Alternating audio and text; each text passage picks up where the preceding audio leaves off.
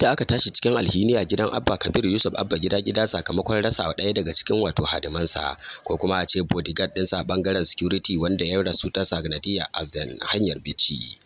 Dubun dubatar dai manya da kuma jigajigan 'yan kwankwasiya ne suka halarci jana'izarsa wato bodyguard ɗin wanda ya yi hatsarin mota a jiya a hanyar Bichi. Assalamu alaikum wa rahmatullahi wa barakatuhu ƴan uwa barkanmu da warhaka. Sannan mu da sake saduwa da ku ta cikin wani sabon bidiyo a wannan channel ta mai albarka. Idan yanzu kuke ziyartar mu kada ku manta wajen danna mana alamar subscribe da kuma danna alamar ƙararrawa domin dai samun zababan shirye-shiryen mu da zaran mun dora. Wannan da ita ce mutuwa ta farko wadda za a iya cewa tun bayan kama wannan gwamnati wacce ta girgiza Abba Kabir Yusuf zababben gwamnan jihar Kano. Sakamakon rashin ɗaya daga cikin bodyguard ɗinsa kuma na kusa da shi wanda a kowane lokaci a duk wata gwagwarmaya da aka gudanar a wannan shekara an gudanar da wannan gwagwarmaya ne da shi a kuma tare da shi ake zuwa ko'ina inda aka kammala yaƙin neman zaɓe. Wasu dai na ganin cewa Allah baya barin wani dan wani a lokacin da aka gama gudanar da wahalhalu sai da aka gama wahala kuma daɗin ya zo.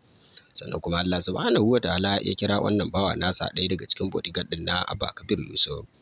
An dai hazana sa a garin nasu kamar yadda ka ziyarto jigajigai daga cikin 'yan jam'iyyar NPP mataimakin gwamna Kwamarar Aminu Abdullahi Gwarzo da kuma kwamandan jam'iyyar ta NNPP wanda dama ɗan asalin garin na Bichi ne Baffa Bichi, wanda za a iya cewa gaba ɗayansu sun halarci wannan jana'iza ta bodyguard ɗin na Abba Kabir Yusuf wanda aka yi kuma an yi rasuwan ne ko kuma ya gamu da ajalinsa ne sakamakon haɗarin mota da ya ritsa da shi akan hanyarsa ta Bichi.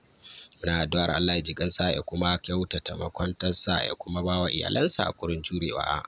Wannan dai tana ɗaya daga cikin rasuwa wacce za a iya cewa ta girgiza 'yan kwankwasiyyar jigajigan 'yan kwankwasiyyar da shi kansa Abba Kabir Yusuf, wanda tuni dai ya yi ta'aziyya ga iyalan nasa a shafinsa yadda ya wallafa cewa ya yi rashin ɗaya daga cikin masu yi masa hidima a ɓangaren security.